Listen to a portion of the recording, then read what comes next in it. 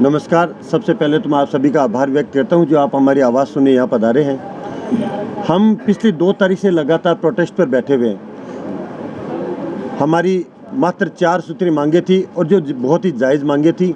सरकार से हमने कहा था कि हमारी एक मिनिमम रेट दर इन कंपनियों पर लागू करवा के लागू की जाए।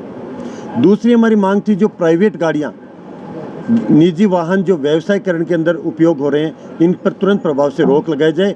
इसके ऊपर कहीं ना कहीं सरकार हमें थोड़ा सा एक्शन लेती हुई नज़र भी आ रही है। कुछ टीमें कल से इनके ऊपर कार्रवाई करती हुई हमें नजर आई। तीसरी हमारी मांग थी कि हमारी सुरक्षा सुनिश्चित की जाए। यात्री की और ड्राइवर की दोनों की अभी इन कंपनियों में, ऐप बेस्ड कंपनियों में कोई सुरक्षा नहीं है। तो इसके ऊपर सरकार का क्या रवैया क्या है, इस पर अभी तक हमारे पास कोई जवाब नहीं है कि सरकार की तरफ से कि हम ये कर रहे हैं या हम ऐसा कुछ मॉड्यूल ला रहे हैं या ऐसा कुछ प्रावधान ला रहे हैं। इसके लिए सरकार की तरफ से कोई हमारे से वार्ता हुई नहीं है। चौथा, हमने ड्राइवर आयोग के गठन की मांग की थी जिसमें ड्राइवर की सुरक्षा भी सम्मिलित है और गिग वर्कर कानून को लेकर के जो पिछली सरकार ने पारित किया था उसके ऊपर सरकार का क्या रुख है वो साफ करे। ये हमारी 4 मांगे थी जिनको लेकर के हम लोग प्रोटेस्ट पर बैठे थे, धरने पर बैठे थे। लेकिन सरकार की तरफ से अभी तक हमारे पास कोई सूचना नहीं आई, ना किसी प्रकार के हमसे वार्ता करने का प्रयास किया गया।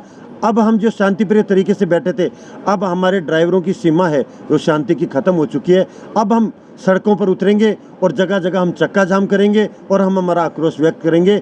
शायद शांति की भाषा सरकार को समझ नहीं आती है, तो अब हम आक्रोश का हम समर्थन नहीं करते हैं। मैंने बार हमारे भाई लोगों से ये निवेदन किया है कि आप किसी प्रकार का न्यूसेंस ना करें। सभी भाई, हमारे सारथी भाई जो भी गाड़ियाँ चला रहे हैं वो हमारे सारथी भाई, उनको साथ लाने के लिए उन्हें समझाएं।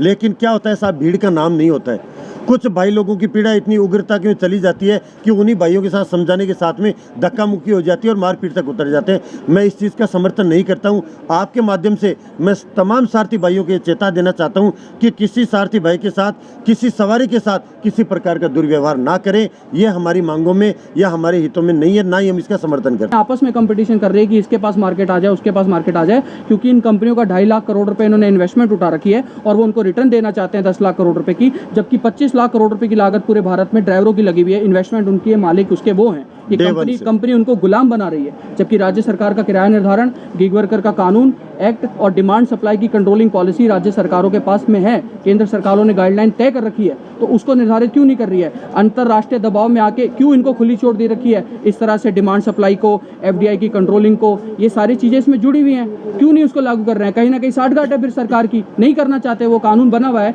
सेस कलेक्शन का प्रावधान उसके अंदर है, फाइनेंशियल सस्टेनेबिलिटी उसके अंदर है, सब कुछ है। कस्टमर की भी सुरक्षा है, ड्राइवर की भी सुरक्षा है। नाम संजय सिंह रत्नू, क्रांतिकारी टैक्सी ड्राइवर एसोसिएशन जयपुर में प्रदेश अध्यक्ष हूँ। आशीष सिंह है, मैं Rajasthan gig and app based worker union से प्रेसिडेंट हूँ।